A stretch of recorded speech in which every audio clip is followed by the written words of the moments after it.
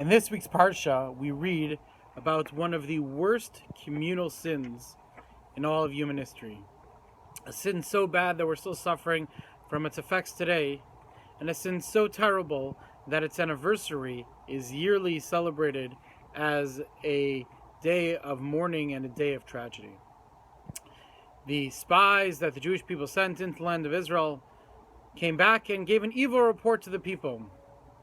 And on top of that, they said that this land is fortified, this land is filled with giants, and we will not be able to conquer it. This was a terrible, terrible sin. But when you think about their report, when you think about what they said, it doesn't even really make sense. Here is a group of people who had just witnessed open miracles. They had just witnessed the splitting of the Red Sea, the 10 plagues. They had been there for the revelation on Mount Sinai, and they were surviving daily with bread that fell from heaven. Did they think that God could only defeat the Egyptian armies but not the armies of Canaan? Did they think that he was able to split the Red Sea but not able to perform a miracle so that they can conquer the land of Israel? Why did they think that God could not help them? Why did they think that capturing the land of Israel was just out of God's abilities? The Chavetz Chaim gives a beautiful, beautiful answer, which comes with a very powerful message for us here today. He says that it wasn't that they thought that God could not save them, cannot bring them into the land of Israel. Of course, that would be ridiculous. That would be something that any logical person who had just witnessed what they witnessed would never think. He said that when they came back and said that we can't go into this land, it was because they were saying, God will not bring us into this land. We're not worthy of going in this land. We don't have the proper merits to go into this land. And that was also a terrible mistake.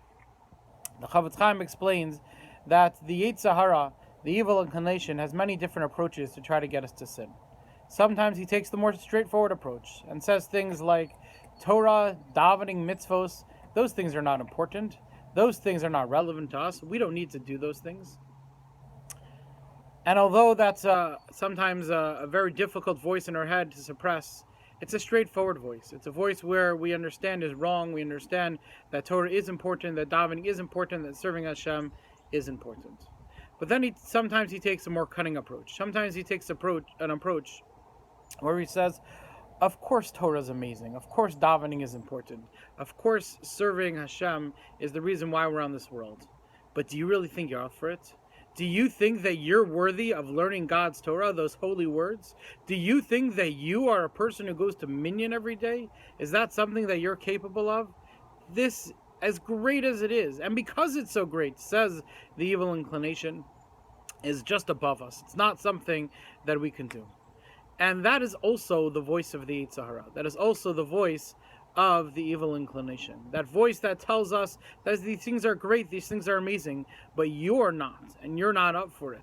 That's a voice that needs to be suppressed just as much. I just heard a beautiful story about a man. His name was Remendel, and he was a Russian Jew, and he ended up in Siberia, and in the gulags in Siberia. And when he got there, so he was with all sorts of other political prisoners. He was with professors, and he was with generals, and he was with artists who had all been removed from their homes, removed from their positions, and put in this terrible, terrible situation. And they would all sit around in the barracks. And Rendell tells how they would talk about the lives that they used to have and how everything was stripped away from them, the glory that they had, the honor that they had, the money that they had, the fame that they had. It was all stripped away from them. They had nothing left. And one day, someone turned to Mendel and said, what about you? What about you? Didn't you have anything in your life? If you're not crying, if you're not reminiscing about the life you used to have, you were probably a loser in your previous life, and therefore you have nothing to be sad about. And Mendel said, no, it's not true. He said, I was a very successful businessman in my previous life. I had a family, I had children, and I missed them all very much. But I'll tell you why I don't cry. I'll tell you why I don't reminisce. Because although I've lost so much, my main job I still have. And they said to him, what do you mean your main job? What's your main job? You have nothing here. All we do is clear trees in the forest all day. He said, my main job is to be a servant of Hashem. And although I can't serve Hashem the way I used to be, I'm still able to do the best that I can. And everything that I'm able to do, I continue to do. And although there's that voice in my head that tells me to stop doing it, there's nothing you can do, you can't do anything, I push forward. Every single day, I serve Hashem to the best of my ability. That's a lesson that we can all learn. That to think that we're in a difficult situation, we have challenges, we all have challenges, especially in this time. But we can't underestimate ourselves. We have to allow ourselves to realize our own potential.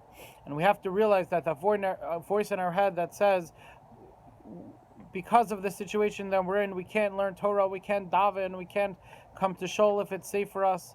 That voice in our head is really just the Yetzer Hara. It's really just the evil inclination. And we have to stand up to that voice. We have to reject that voice. And we have to say that as difficult as things are, we can do more. We are worthy of more. And we have the ability to do amazing and wonderful things. Have a great Shabbos.